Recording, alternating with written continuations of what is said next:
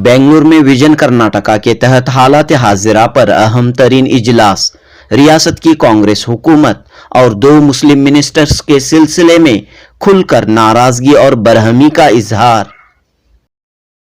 और इन्होंने ये कहा था कि 4% फौरी तौर पर हमारा रिजर्वेशन बहाल कर दिया जाएगा।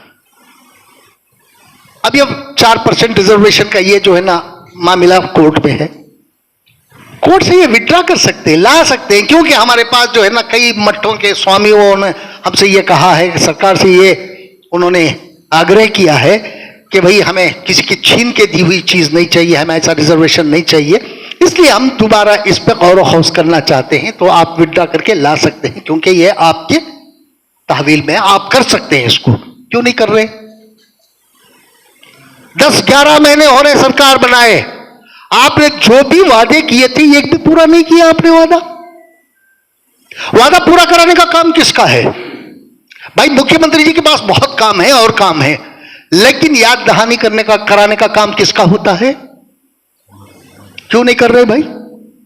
मिनिस्टर करना है, खामोशी से काम करना है। हम जब भी मिनिस्टर से कोई जिनको राब्ता है, पता नहीं 2 मिनिस्टर से किसको राब्ता है, यहाँ पे मौजूद कोई है तो बताइए। कोई किसी की दाल नहीं गल रही है, सिर्फ 2 मिनिस्टर बैठे हैं, वो हमारी निगाह में, मेरी निगाह में या हमारे विजन की निगाह में इनएक्टिव हैं, उन तक पहुंच भी नहीं सकते, बोले तो न सुनते भी नहीं, कुछ करने के काबिल नहीं। हमारे विजन के इदारे की तरफ से बोल रहा हूं। जी हां दोस्तों, आज बतारीख 13 फरवरी बरोज मंगल बेंगलुरु में विजन कर्नाटका का अहम इजलास मुनक्कद हुआ। कर्नाटक में कांग्रेस की हुकूमत बने 9 माह हो रहे हैं। क्या अक़लियतों से, बिलखुसूस मुसलमानों से किए गए वादों को पूरा किया गया है? इस सवाल पर तवील गुफ्तगू हुई। मुस्लिम रिजर्वेशन, हिजाब, अजान, गौकुशी पर पाबंदी का मामला, डीजे हल्ली, केजे हल्ली का मामला, इस तरह कई मसाइल पर इलेक्शन से कबल कांग्रेस के लीडरों ने वादे किए थे, भरोसे दिए थे। क्या कोई एक मसला हल हुआ है? हर मसले पर तलवार लटक रही है। मुस्लिम मिनिस्टर्स, मुस्लिम एमएलएज आखिर क्यों खामोश हैं? मुसलमानों की परेशानियों को, मुसलमानों की तशवीश को हुकूमत के सामने क्यों पेश नहीं कर रहे हैं? इस तरह विजन कर्नाटका के इजलास में कांग्रेस हुकूमत और मुस्लिम मिनिस्टर्स की कारकर्दगी पर अदम इत्मीनान, नाराजगी और मायूसी का खुलकर इजहार किया गया। मशहूर सियासी व समाजी शख्सियत आनजहानी वजीर आजम वीपी सिंह के साबिक सियासी मुशीर सैयद अशरफ को इस इजलास में खुसूसी तौर पर मदऊ किया गया था। सैयद अशरफ ने कहा कि मुसलमानों के वोटों पर हुकूमत बनी, लेकिन मुस्लिम लीडरों और उलमाए कराम के सामने किए गए भरोसों, वादों को अब तक हुकूमत ने पूरा नहीं किया। सैयद अशरफ ने कहा कि 10 माह गुजर रहे हैं, मुसलमानों को निशाना बनाने, मुसलमानों को हिरासा करने, मुसलमानों के खिलाफ नफरत आमेज, इश्तियाल अंगेज बयानात देने के कई मामलात पेश आए हैं। इन मामलात के खिलाफ कार्रवाई के लिए, इन मामलात की रोकथाम के लिए मुस्लिम नुमाइंदों ने क्या किया? हुकूमत में मौजूद मुस्लिम नुमाइंदों ने आखिर क्या इक़दामात किए हैं? मौजूदा हुकूमत में मुसलमानों के मसाइल आखिर क्यों हल नहीं हो रहे हैं? सैयद अशरफ ने कहा कि जब तक हुकूमत पर दबाव नहीं डाला जाएगा, तब तक मुसलमानों का कोई मसला हल नहीं होगा। इस मौके पर विजन कर्नाटका के कन्वीनर एडवोकेट अय्यूब अहमद खान ने कहा कि कल यानी 12 फरवरी बरोज पीर वजीर आला सिद्धरामैया के साथ अक़लियती नुमाइंदों, माइनॉरिटीज रिप्रेजेंटेटिव्स की मीटिंग हुई, लेकिन इस मीटिंग में मुस्लिम नुमाइंदों को नज़रअंदाज किया गया। दीगर अक़लियती तबकों की बात सुनी गई, लेकिन जब मुस्लिम तबके की बारी आई तो सरसरी तौर पर बात सुनी गई और ये मीटिंग महज एक दिखावा साबित हुई। दीगर माइनॉरिटीज़ को बखूबी सुना गया, तफसील से सुना गया, उनके मुतालिबात भी, डिमांड्स लिए गए, उनके साथ फ़ोटो खिंचा के सब बोल के वो खुश करके उनको एश्योरेंस दे के भेजा गया। मगर मुस्लिम तबक़ात का आखिरी में नंबर आया, जबकि हम लार्जेस्ट माइनॉरिटी है, वहाँ पे ऐसा लगा कि जो माइनॉरिटी हैं उनको ज़्यादा अहमियत दी गई और हमारे जो मेजॉरिटी उसको नहीं दी गई, और लास्ट में सिर्फ 5 मिनट में ख़त्म कर दिया गया। 2 मौलाना को बोलने का मौका दिया गया और एक इदारे को बोलने का मौका, वो सब 2-2 मिनट, 1-1 मिनट बोल दिए। बहरहाल विजन कर्नाटका के तहत हुए इस इजलास में रियासती हुकूमत के साथ साथ मरकजी हुकूमत की नाइंसाफियों पर भी तवील गुफ्तगू हुई। CAA, NRC, UCC इस तरह कई मसाइल पर भी इजहार ख्याल किया गया।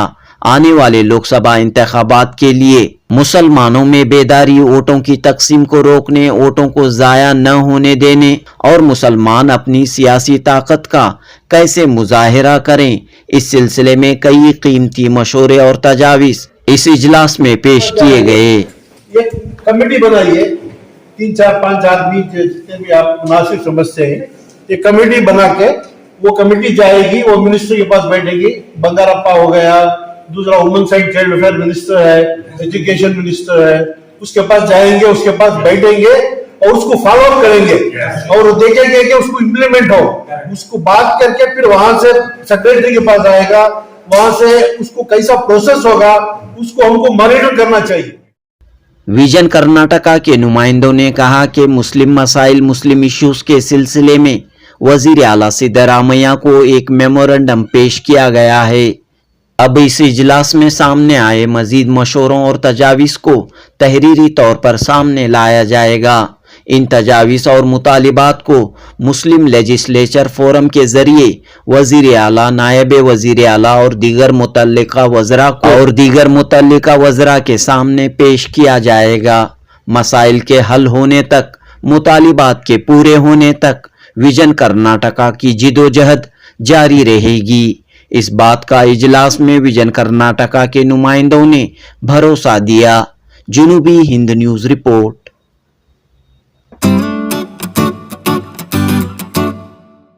गौर फिक्र किया जा रहा है, उसमें मुख्तलिफ लोगों के मुख्तलिफ ख्यालात सामने आए हैं। उस पर गौर व फिक्र किया जाए तो वो शेर याद आता है, ये एक दो जख्म नहीं जिस्म है सारा छलनी, दर्द बेचारा परेशान है कहाँ से निकलूं। बहरहाल इस मदावा के लिए आपने जो यहाँ नशिस्त बुलाई गई है, इसके लिए मैं काबिल आपको मुबारकबाद देता हूँ। और मेरी अपनी राय, लॉन्ग टर्म मनसूबाबंदी होनी चाहिए। शॉर्ट टर्म के कई चीज़ें हैं, लॉन्ग टर्म की बात होना चाहिए और वक्त की ज़रूरत भी है। जैसे मोहतरम ने बताया, इससे पहले भी कभी बजट में एक यूनिवर्सिटी मुसलमानों की कायम हो बोलकर बात आई थी, अखबारात ने भी उसको शाया किया था, लेकिन उसको अमली जामा नहीं पहनाया गया। क्यों ना मोहतरम एडवोकेट साहब ने जो बात बताई, किसी एसोसिएशन के ज़रिए से हम भी पीछे नहीं रहेंगे, आगे बढ़िए। तालीमी मैदान हमारा विरसा है और वही पहला सबक है, तो क्यों ना एक यूनिवर्सिटी के लिए आसमान की ना जाए। रही दूसरी बात सियासतदानों के बारे में, हमारी किसी सियासी पार्टी से मुसलमान उम्मीद रखना बेकार है। अभी 18 दिसंबर मैं ऐवान गालिब जो दिल्ली के अंदर मौजूद है, कर्नाटक से मुझे मदऊ किया गया था और मैं वहाँ पर गया। महमूद पराचा वो अपना जो है सुप्रीम कोर्ट जीतते लायस हैं और अपना जो हाई कोर्ट के जज जो पार्टी थे, सारे लोगों से बैठक की बात हुई कि सारे लोग जो है EVM के बारे में और तमाम बारे में गुफ्तगू हुई। तो होने के बाद जो है उनका एक राय रहा कि जंतर मंतर के ऊपर जो उन्होंने जो बैठक कर रहे थे, उसके अलावा जो है मैदान के अंदर प्रोग्राम करना चाह रहे थे। उसमें उन्होंने जो है मुसलमानों से बहुत उम्मीद रखे हुए थे और उसमें तौकीर रज़ा खान साहब को उन्होंने लीड रख करके उनके सरपरस्ती में बहुत बड़ा प्रोग्राम उन्होंने किया। अपना वो जो भानु प्रताप जो है, उनकी वीडियो तो हमारे सबके सामने है। उन्होंने बहुत बुरा हमारे बारे में कहा है। इस वजह से मुसलमान जो है अपने अपने काम के अंदर खामोश बैठा हुआ है और हमारे वास्ते दलित दूसरे तीसरे वो आवाज उठा रहे हैं। उनका हम साथ देने के लिए तैयार नहीं है। हम तो बस अपने घरों में बैठे हुए, अपने बातों में बैठे हुए। ये बड़ा अफसोस का मुकाम है। अगर आप लोगों को कुछ करना ही है तो तमाम उन लोगों को बुलाइए और अपनी जो भी तंजीमें हैं, इन तंजीमों से यह काम कीजिए कि मैदान भरे लोगों को और उनसे कहे कि उनको सब दावत देकर के उनसे कुछ बुलवाए, उनसे कुछ काम ले, तो मैं समझता हूँ ये जो है तुम्हारी तंजीम, तुम्हारे इक़्तिदार की तरफ से हुकूमत के ऊपर बहुत बड़ा प्रेशर पड़ेगा। ये न कि हुकूमत के पास जाए, मांगे, पूछे, ये सेवा खत्म करो। उनके पास जाके फोटो पकड़ी से कुछ होना नहीं है, उनको खदमों में लाओ। कोई मटका स्वामी ये नहीं बताता कि अभी देखो हमारे हम लोग ये हमारे पास, हम उनके पास गए, फोटो पकड़ के पेश नहीं कर रहे। ये कौन सा सेवा मुसलमानों का? इसमें मशाइख भी शामिल, उलमा भी शामिल, और जो अपने मफाद के रहने वाले भी शामिल। ये सब लोग जाके अदना भीख मांगकर अपने वोटों से हुकूमत करने वालों के पास जाकर हम लोग हाथ बनते खड़े रहे। ये मुसलमानों का शऊर कहाँ गया? पहले इस बात के ऊपर अब तवज्जो कीजिए। हमारी भी कोशिश है सदा इत्तेहाद की, हम भी बहुत कुछ सोच रहे हैं, बहुत काम कर चुके, तमाम सियासी पार्टियों को बुलवा लिए, बहुत काम हो गया, लेकिन इनसे हमें उम्मीद कुछ भी नहीं है।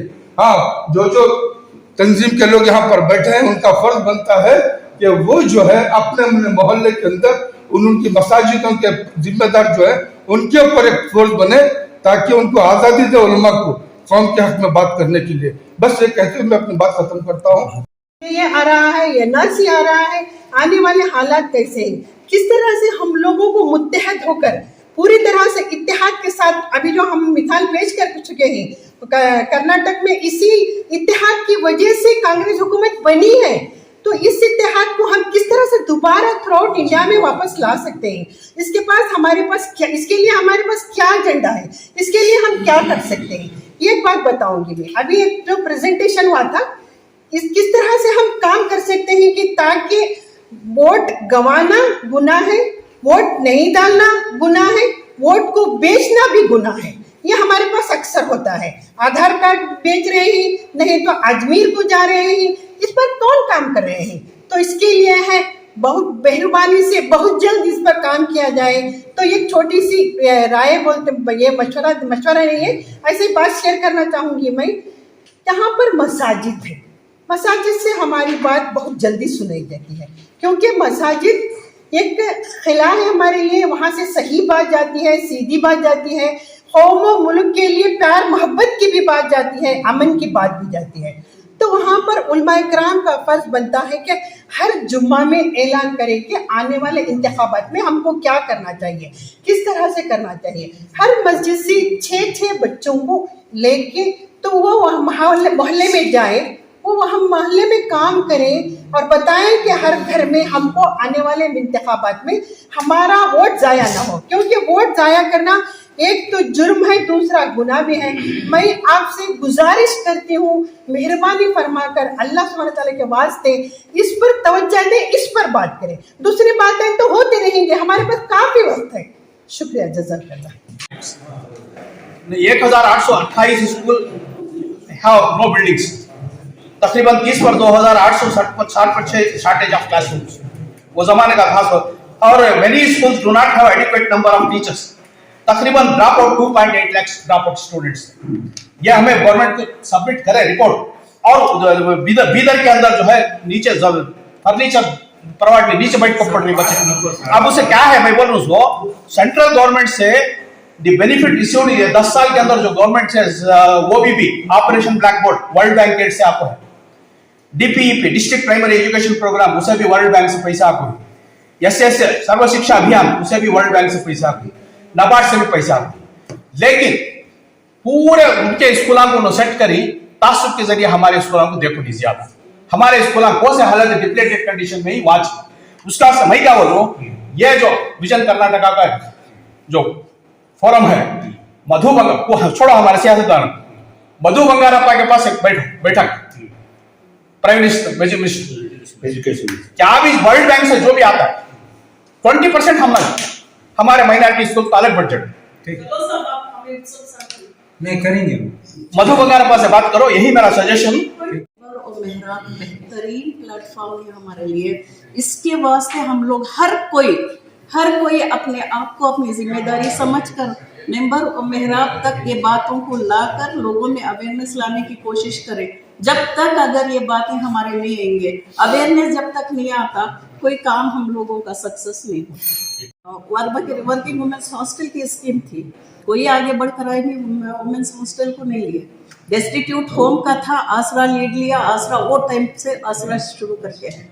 तो इस तरह से जब हमारे पास फंड्स आ भी जाते हैं, हम लोग डिमांड करते हैं फंड्स के लिए, जब फंड्स आ भी जाते हैं तो हम लोग उसे यूटिलाइज करने का हमारे पास कोई एक प्लान ही नहीं है। तो ये भी बहुत ज़्यादा हमारी ड्रॉबैक है हमारा। तो इसे अवेयरनेस करना, अवेयरनेस लाना ये बहुत ज़्यादा ज़रूरी है। चाहते हैं कि एक सोल्यूशन मैं आज दूं, एक तंजीम, एक कुछ चीज मैं रखूं जिसका रिजल्ट मैं सामने देखूंगा।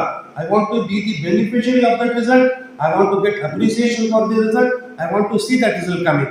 ऐसा नहीं हो सकता, it can not be possible. हम लोग आज अगर कोई बीज पेर रहे हैं, इस बात को सोच कर पेरें कि ये जो झाड़ उगेगा, मैं इसके साए में बैठने वाला नहीं हूँ, मैं इसका फल खाने वाला नहीं हूँ, मेरे मरने के बाद आने वाली नस्ल को इसका फल मिलेगा। इट इज लाइक एक मशाल है, we are carrying it for some time, handing it over to somebody else so that he can take it on. Let us actually talk of long term solution. तब long term solutions में एक दो चीजें जो हैं जो मैं आपको बताता हूँ। वन इज, जो बार बार लोग यहाँ पर जो बता रहे हैं, हमारा जो आने वाला इलेक्शन है that is going to be very very important. और इसके लिए है, जब तक हम लोग ईवीएम को अवॉइड नहीं करेंगे, all this things will not matter at all. Okay, और ये जो दिल्ली में अभी जो आंदोलन शुरू हुआ है उसमें एग्जैक्टली ये जो है, जो आंदोलन शुरू हुआ है, जो महमूद प्राचा है और उनके साथ में Mohammed Meshram also is part of it. I have worked with Mohammed Meshram also. Okay, हम लोग ऐसा करें कि उनसे जाकर मिले या फिर उनको बुलाकर मिले। That same thing should be replicated here in large number. उसके अलावा हम लोग we should sit in front of our state government and tell them, sir you should take a stand in front of the central government that if EVM is allowed we will boycott this election. You should take a stand, we should make a pressure group in front of the government and tell them that we will not participate in this election if EVM is not banned. ये pressure बनाना चाहिए, because that is a long term solution. हम लोग अगले जो 5 साल होंगे election के बाद में, that is going to be game changer. ये है रही थी, एक बहुत ही संजीदा मामला है ईवीएम। जब तक ईवीएम के ताल्लुक से हम आगाह नहीं होते, मैं समझता हूँ कि नहीं, मेरा सजेशन यह है कि मजदूरी के जरिए ये बात भेजाई जा सकती है। तो इलेक्शन के आगे अगर उलमा कराम कॉन्फ्रेंस कम से कम 500 का टारगेट रखें उलमा कराम स्टेट लेवल से, अगर उसके बाद है नहीं हम मंजूर, अगर वो तैयार हो गए तो शहर के अंदर हम एक स्टेट और उलमा कॉन्फ्रेंस करेंगे और उनसे कहेंगे कि जुम्मा के खुतबात में इलेक्शन से पहले जितना भी हो सकता है अवेयरनेस लाइए यूएन के ताल्लुक से आवाम को एनालाइज करके सॉल्यूशन निकालना। ये तो सभी करते हैं टू दिस लेवल। अब यहाँ जो डिबेट डिस्कशन हो रहा है, मुसलमानों के प्रॉब्लम क्या है, मुसलमानों के फेल्यूर्स क्या है, कौन हमना सक्सेस नहीं करे, ये सभी तो डिस्कशन होता ही है। इसमें missing point, we are not monitoring the solutions. Nobody is monitoring. आप नो बोले सकते, बात करते ही चले जाते हैं, 3 महीने के बाद और मिलते हैं, एक मीटिंग करते हैं, खाना खाते हैं, चले जाते हैं। जब तक हम मॉनिटरिंग नहीं करते हम कुछ सुधर नहीं सकते। उसके लिए नहीं पड़ता, simple thing, if you start monitoring तुम्हारे काम होते हैं, डिबेट डिस्कशन एनालिसिस, ये करेंगे वो करेंगे, ये करना वो करना, कुछ फायदा नहीं। My realisation last only 1 point, जब ये मीटिंग खत्म होती है मैं घर जाना शुरू करता हूँ। हमारे नायक वाणी साहब बोल रहे थे, मेमोरेंडम पेश किया और आप भी वो कॉपी किए, सेम मेमोरेंडम आप भी पेश किए। दूसरा तरीका नहीं है, उनके ऊपर ऑब्जेक्शन करने के बजाय हमें हमारे जरूरियात अगर लिस्ट आउट करके एक एक मिनिस्टर के पास भी, एक एक एमएलए के पास भी जाके प्रेशर डालना एक ही तरीका है, दूसरा तरीका नहीं है। और बाकी जो भी मीटिंग्स होते हैं वहाँ पॉइंट्स जाट आउट करें, हमारे जरूरियात क्या है, हमारे मसाइल क्या है। और कई बार ऐसा होता है कि जैसा ही बजट आता है उससे बहुत पहले बहुत सारे ऑर्गेनाइजेशन उसके पास अपने अपने डिमांड्स पेश करते हैं, उसके लिए तैयार रहें तो बेहतर है और उसके लिए सजेशन देंगे तो बेहतर है। दूसरा ये कि अगर कोई बड़ा ऑर्गेनाइजेशन है या कोई दूसरे 3-4 ऑर्गेनाइजेशन हमारे पास हैं, उनके तरफ से हुकूमत के पास अगर अब जगह देने के लिए अगर डिमांड पेश किया जाए तो हुकूमत जरूर उसके लिए 500 एकड़ 1000 एकड़, अभी अशरफ साहब भी बोल रहे थे, देने ही तैयार हो जाएगी। अगर कोई ऑर्गेनाइजेशन रजिस्टर्ड ऑर्गेनाइजेशन है और तैयार होकर अगर डाले किसी भी जरूरत के तहत कॉलेजेस के लिए या दूसरे दीगर जरूरियात के लिए, तो हुकूमत बाइंडिंग है कि वो देना पड़ेगा और वो फायदा उठा सकते हैं। 500 एकड़ जमीन मांगी है बसवंडा यूनिवर्सिटी के लिए और सरकार ने इसका वादा भी किया देंगे वो। लेकिन हम लोग जो है ना 2014 में हमारे उलमा जब जाके 50 एकड़ जमीन मांगे थे और 2014 से 2024 हो गया, हमारे लिए कुछ नहीं किया। अगले 15 दिन में देख लीजिए 500 एकड़ जमीन उनको मिल रही है, हम क्यों नहीं मांगे? तो 50 एकड़ जमीन कौन से नाम से मांगे सर? सॉल्यूशन से मांगे थे। और जब मुख्यमंत्री जी वहां गए 14 में, जब वो पहली बार मुख्यमंत्री हुए, जब वो गए तो 50 एकड़ जमीन की डिमांड रखी गई थी। अब मुख्यमंत्री कह के आए थे कि हम वो जमीन देंगे आपको, लेकिन इसको किसी ने भी इम्प्लीमेंटेशन नहीं कराया। अब 500 एकड़ जमीन की डिमांड बसवाड़ा यूनिवर्सिटी की आई है और वो जो है ना उनको दी जा रही है। इंशाल्लाह जो भी दायरे के आदमी हैं आपको ही 1/3 ऑफ द एज को यंगस्टर्स को ले लगाना।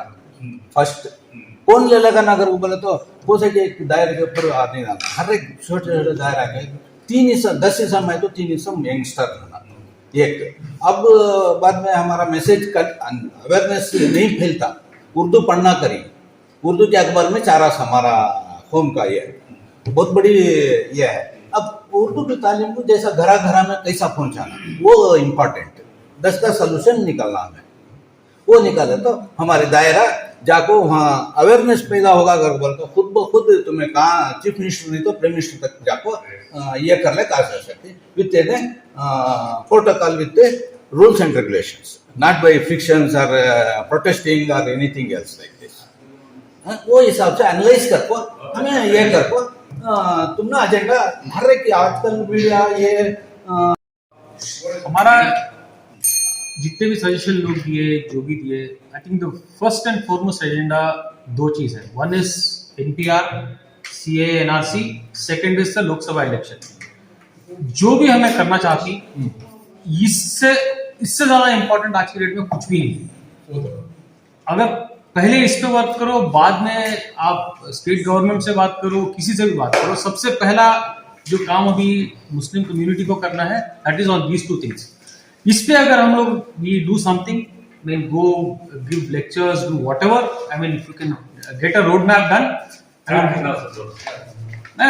Basically is education. क्योंकि तो आप अगर NPR में आप अगर देखो, just for 1 single spelling mistake लोगों को डाउटफुल लिस्ट में डाल दिया गया है। 1 spelling mistake, one is NPR में डॉक्यूमेंट्स नहीं दिखाना है, मैनेज करना। We have to educate people. Talk to masjids, talk to minority educational institutions, talk to teachers. हमें इस बात करना दें। उनकी गुलामी करेंगे तब तक हमारे कौम को नहीं ऊपर ला रहे हैं। बुढ़े है मेरे जैसे रिटायर्ड, अब मैं था डिपार्टमेंट में था, कुछ नहीं करा, क्या आप रिटायर्ड हो गए, अब कौम का उसका दिमाग में उनको छोड़ो। आपके जो नई नस्ल आ रही है उनको बूस्ट करो, सामने लो, एनकरेज करो, ये भी सामने मौका मिलता है। अभी छोटे मोटे काम, अब एक हमारे मैडम बोले वोटर अवेयरनेस का, अब कितने मसाजिदों में वोटर अवेयरनेस का ऐलान किया बताओ, सब मौलाना बोल रहे, बयान में बोल रहे, उन्होंने नहीं कर रहे। मुसलमानों की एक बुरात क्या है, लोगो तुमने मुखातिब बोला मुझे नहीं, जब तक मैं क्या करना चाहता हूँ नहीं बोला तो नहीं होता। मैं एक छोटी मिसाल देता हूँ, मस्जिद मिनहाज में हमारे यहाँ अभी हाल में कुछ लोगों से डिस्कस करें, कोई सपोर्ट नहीं रहा, तो हम मस्जिद में मिनहाज इन्फो सेंटर खोल दिया हमने माशाल्लाह। रोजाना 100-150 आदमी आ रहे हैं। तो यहाँ तक के पैन कार्ड भी नहीं है उनके पास, आधार कार्ड भी ठीक नहीं है। अमीर जान AMEER आधार कार्ड में, वोटर में अमीर जान AMIR, ये भी हमारी कौम में जागरण योजना नहीं है। तो हर जगह अपने अपने मसाजिद को सेंटर बनाओ, मसाजिद से काम ले। और बहुत से इदारे हैं, हमें अपने अपने हमें करे नहीं भाई, तुम्हें छोड़ो। आलिमक में बुरा नहीं बोल रहा हूँ, आलिमक का सलाम खबर, लेकिन उनका काम उनको करने दो। पढ़े लिखे है ना अपने लोग, इंटेलेक्चुअल है ना, दानिशमंद लोग है ना, उन्होंने कौम का जवाबदारी लो, बड़ा आगे बढ़ो तो काम करो। यहाँ देखो छोटी बात, अम्बेडकर के नाम से, डॉक्टर अम्बेडकर के नाम से ST/SC वाले आ गए। अब वो तलवार लखराना केम्पेगौड़ा उसके नाम से गौड़े आ गए। अब मटागे उनके नाम से लिंगायत आ गए। मुसलमान का कौन है? आज मिनिस्टर लिंगायत का मिनिस्टर जाता है और मटा के छोटे छोटे मटा के गुरु के पास, हमारे पास ऐसा कोई लीडर नहीं। इलेक्शन के लिए आगे का छोड़िए, पीछे का छोड़िए, रोना छोड़िए, अब काम करें। जैसे मुत्तहिदा महाज है, मिली काउंसिल है, ईदुल कर्नाटका है या और दूसरे इदारे हैं, ये सब इदारे इस वक्त काम कर रहे हैं 24 के लिए। और बहुत जगह मीटिंग हो रही है कि कौन से इलाके में कितने मुस्लिम कैंडिडेट को दिया जा सकता है। सेंट्रल में उबैद रशीद की बात आ रही है, नसीर अहमद की बात आ रही है, हारिस की। मेरी बात मैं वही बोल रहा हूँ, आ रहा हूँ, इसी पे आ रहा हूँ। अलग है, तेरी पसंद क्या है मुझको खबर नहीं, मेरी पसंद तो ये है कि मुझको है तू पसंद। मेरा अपना इरादा, मेरा अपना ख्याल, हो सकता है आपसे ना इत्तेफाक ना रखते हो।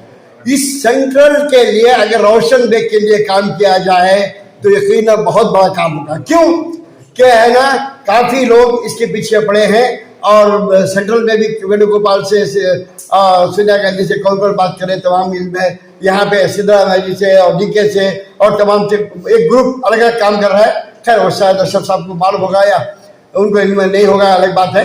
बहरहाल मेरा अपना जाती ख्याल है कि इस इलेक्शन के लिए तमाम जमातों के साथ मिलकर काम किया जाए और सेंट्रल के लिए रोशन बेग को लाने की कोशिश की जाए। मेरा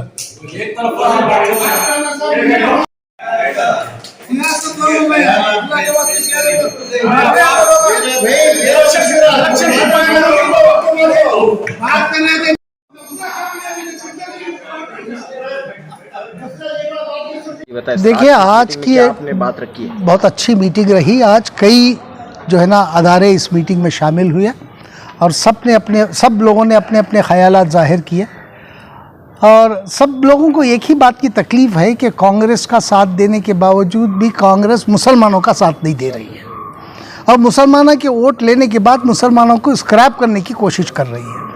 हमारे जो नुमाइंदे बैठे हैं वो भी अपने तौर पे खामोश बैठे हैं क्योंकि उनको ये डर है कि अगर हम कुछ भी बोलेंगे, हम मुसलमानों के हक़ में बात करेंगे तो हमारे लिए नुकसानदेह होगा, ये सोच रहे हैं वो।